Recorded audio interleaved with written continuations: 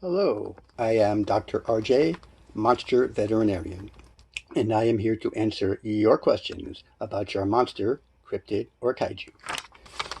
Today I have a question from Dr. Yamani in Japan.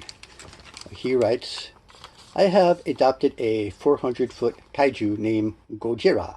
His name means gorilla whale.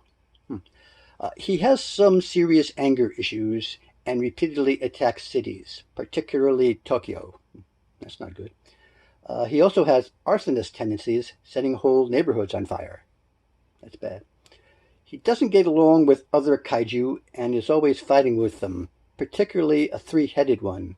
He does a victory dance after fighting that one. He does have a very good heart.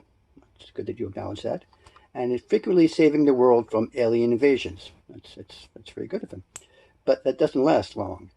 And the reaction people have to him doesn't help.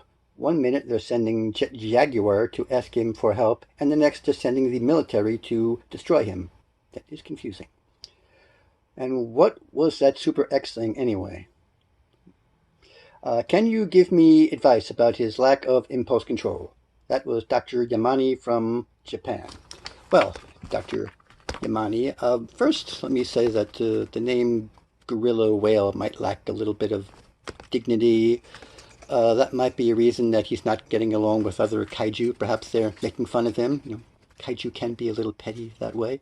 As far as another reason he might be fighting with other kaiju is because they are very territorial. You know how it is when someone invades your planet. You're a kaiju, you're minding your own business, and another kaiju comes and invades your planet, and before you know it, you're having brawls that destroy whole cities. We've all been there. But just keep in mind that kaijus can be very territorial, so that could be a reason why he is fighting with other kaiju. It's just their nature. Now, as far as his impulse control problems, it frequently has something to do with their diet. So tell me, who has he been eating lately? They say a kaiju is who he eats. So has he been eating anyone with a bad attitude? Just check his stools to see who's in there. I would be careful because you may need a hazmat suit and a large shovel, but just go through it and see what you find.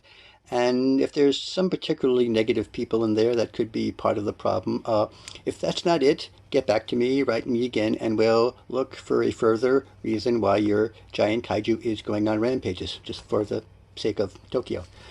So that was Dr. Yamani from Japan. Now I have another message here from Gwen Conliffe of Llanwelly Village in Wales.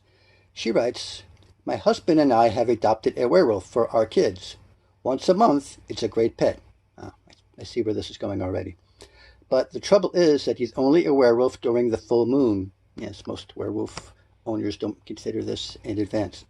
Most of the month, we just have this man hanging around the house. The kids don't want to play with him, and he leaves dishes in the sink. That's very annoying.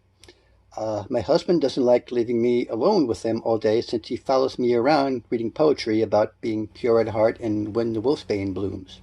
I can see how that's an issue. What can I do about my non-wolf werewolf problem? That is Gwen from Llanwelly Village in Wales.